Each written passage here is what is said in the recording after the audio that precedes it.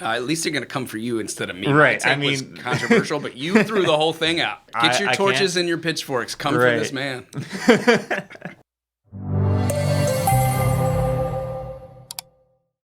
Well, hello and welcome to this week's Midweek Mashup. This is the opportunity for our folks online to interact with our pastors in person. Welcome back to our lead minister, Eric Hayes, kicking off a new series this week called Soul Care. What is Soul Care? What is this kind of about? What is this series that we're starting? Yeah, so Soul Care is just a clever way of saying we need to check in with ourselves and with the Lord.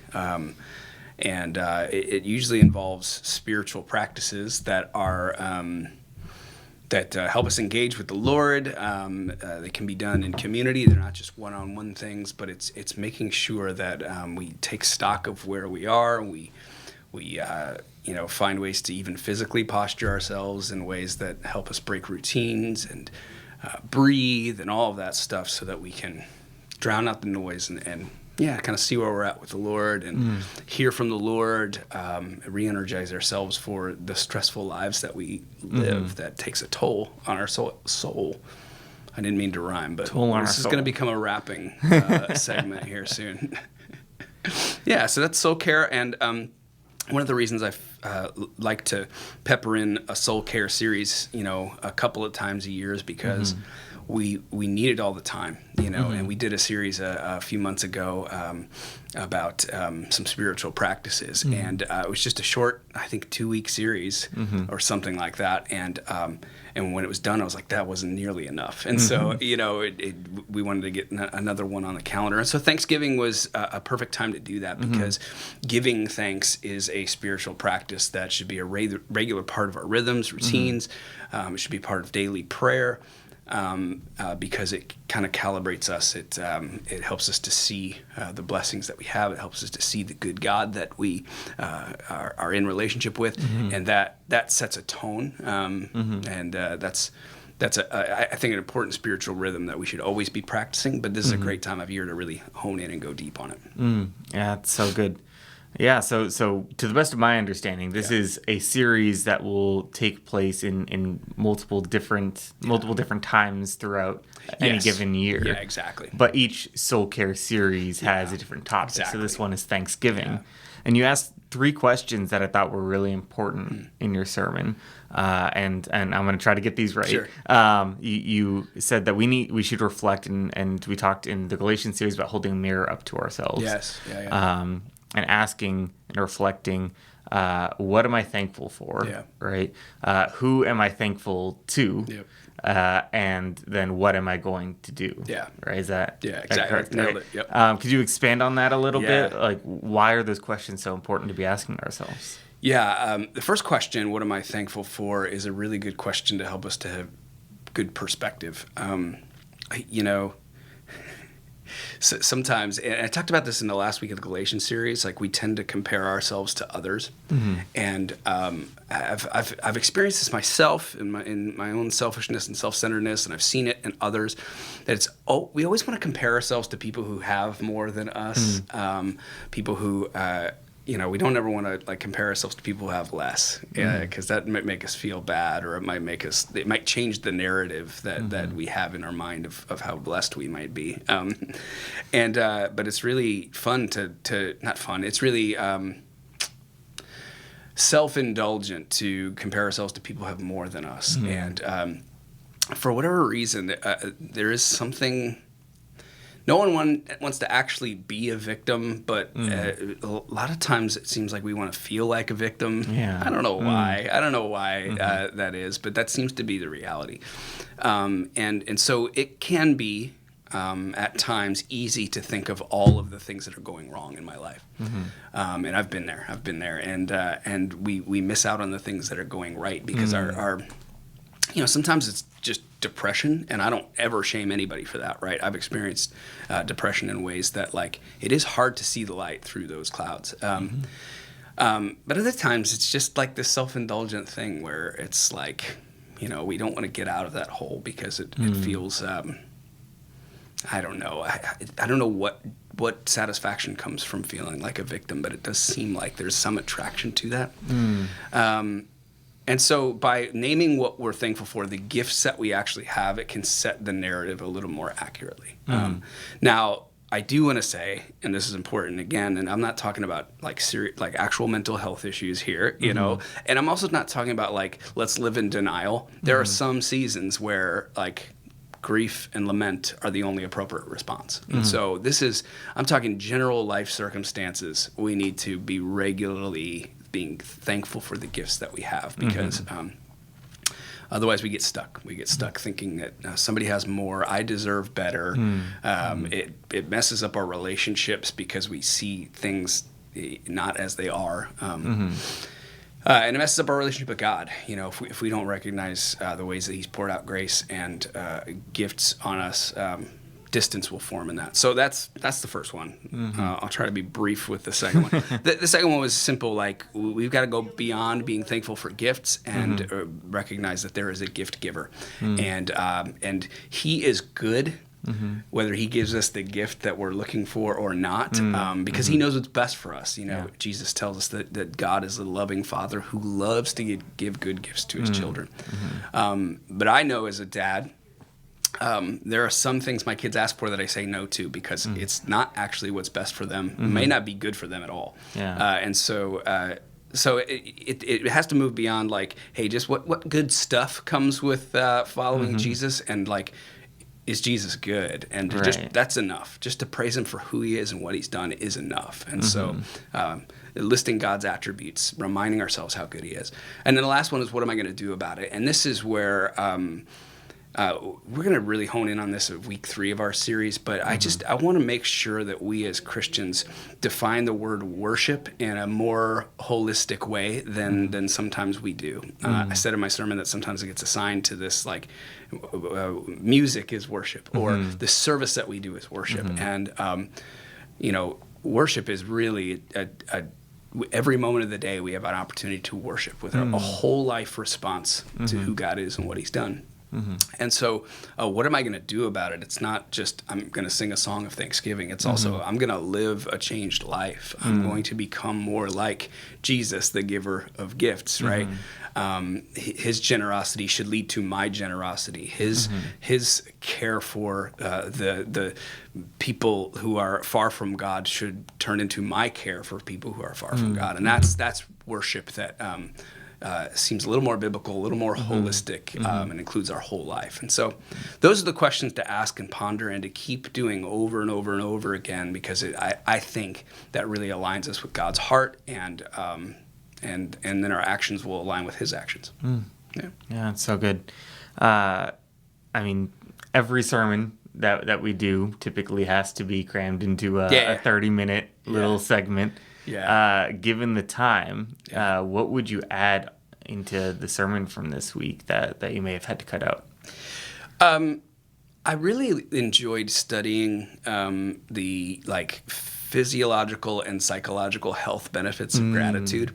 And sometimes we want to pit, and I said this, these are from secular sources, but at the same time, like when we study the human body and human mind, what we're uncovering is how we are created by God to work in certain ways.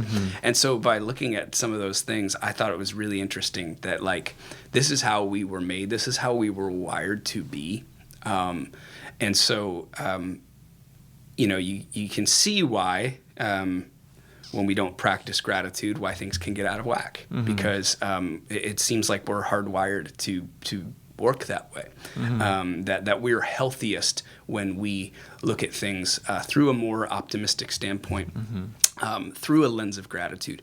And so I really wish I could have gone a little bit more into that stuff, and maybe we'll get to it throughout this, but I think it's really cool to see that, like, hey, here's this biblical principle, and here's how it actually kind of proves to be real in a way that doesn't even need the Bible to prove it real. I think that's kind of cool. And so just thinking through that for my own self, and maybe this is something for us to consider as Christians, like, what does it look like to invest in my own health through gratitude? How do I look at my relationships and build health into them by being more grateful for others in my life, by looking for reasons to praise and thank the people in my life for their love for me, their the things that they do and their presence that adds value to my life. And so, that would have been fun to dive a little more deep into. The other thing I wanted to do, and I didn't have time, so maybe we'll get to it this week, is I love to interact with the congregation a lot, and ask questions and actually wait for responses and have people answer back. And so at some point in this series, I'm going to ask the question of the congregation: what is the best Thanksgiving food, and what is the worst Thanksgiving food? So actually, I think we should answer this question now. You and I. Yeah, no, I should think that's answer. Good. The best Thanksgiving food is stuffing. In my mind, I was when Kendall was at her dance class last night, and I was waiting to pick her up and bring her back to night of worship. I was walking around Lucky in Hayward, and I saw they had stovetop two double packs, double boxes of stuffing on sale. And so I bought 2. So 4 boxes of stuffing. And my wife is convinced that won't make it to Thanksgiving Day. And she might be right. So stuffing is absolutely my favorite. My stomach literally, I don't know if the mic picked it up, my stomach literally just grumbled now thinking about stuffing. And the worst Thanksgiving food, I'm gonna get hate for this, but turkey. I don't. It's fine. It's turkey is okay. But if it's gonna be my like I get to choose to eat the biggest meal I'm gonna eat all year, I'm just not gonna eat turkey. It's not bad. It's just meh. So that's me. I love the stuffing. Don't like the turkey. Yeah, no, I think I'm gonna be right there with you on some interesting perspectives. Okay. You know what? I'm actually not a fan of Thanksgiving food. Whoa. Right? If it were up to me, I would eat anything else on Thanksgiving That's a than hot Thanksgiving take. food. At least they're gonna come for you instead of me. Right. My take was controversial, but you threw the whole thing out. Right. I will say though, I'm not typically a dessert person. Okay. But I love pumpkin pie. Oh. Okay. Pumpkin pie is fantastic. My wife got me pumpkin pie for my birthday last year. Nice. And we had leftovers. And no joke, worst decision of my life. There was one day where I'm pretty sure I only ate pumpkin pie. Like I just ate half a pumpkin pie. Wow. And that's most of what I ate for that day. All right. And it was terrible. And I felt sick. But you know what? I loved it. Yeah. And I needed to repent for that. Yeah. But I'm in the same boat. You know what? I would say turkey is one of my least favorite Thanksgiving foods. Okay. All right. I'm sorry. Get your torches and your pitchforks. Come for this man. Yeah. So that fun stuff. I just like to include that. I like our preaching to be a little bit more dialogue than just me up there monologuing, and we'll see more and more of that over time. But I cannot wait to hear from the congregation their favorite foods and least favorite foods, and I think it's going to start a church rift, and that's what I'm worried about, honestly, because this stuff people get upset about. Yeah, I mean, if there's going to be division in the church over anything, it's better that it's Thanksgiving food than a lot of other things. That's true. That's good. Man, there's so much that we can look forward to coming up in this series. Just in about a minute, what can we expect from the rest of the Soul Care series? We have 2 more sermons, right? Yeah. What is kind of the direction that we're headed? So this coming week we're going to talk about how to practice gratitude when it feels like there's nothing to be grateful for. And a big part of that, spoiler alert, is people who practice gratitude as a regular practice.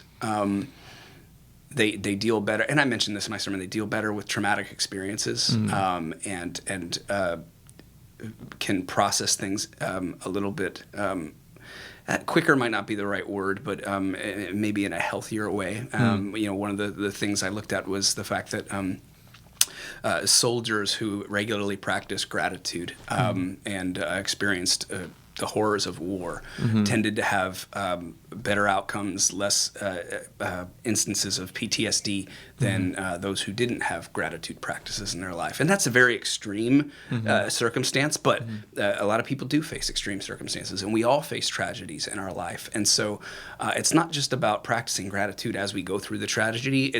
It's recognizing that it's a life of gratitude that helps us process through tragedy.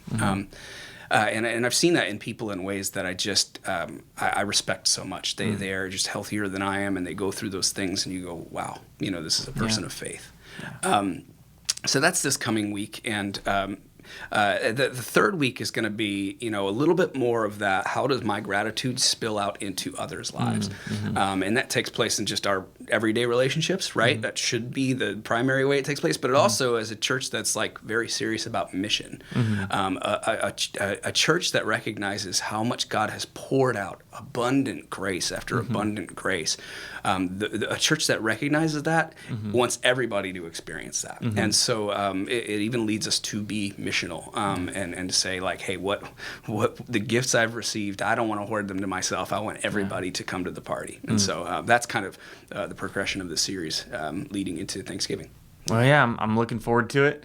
Excited to hear more. Thank you so much for sitting down with us. Yeah. And thank you so much for joining us online. Leave a comment down below giving your hot take on your Thanksgiving food, or if you have any questions about Don't start a fire trying to deep fry your turkey. Right. That's your PSA for today. I always love watching those videos, though. Or if you want to defend turkey as a Thanksgiving food, you're wrong.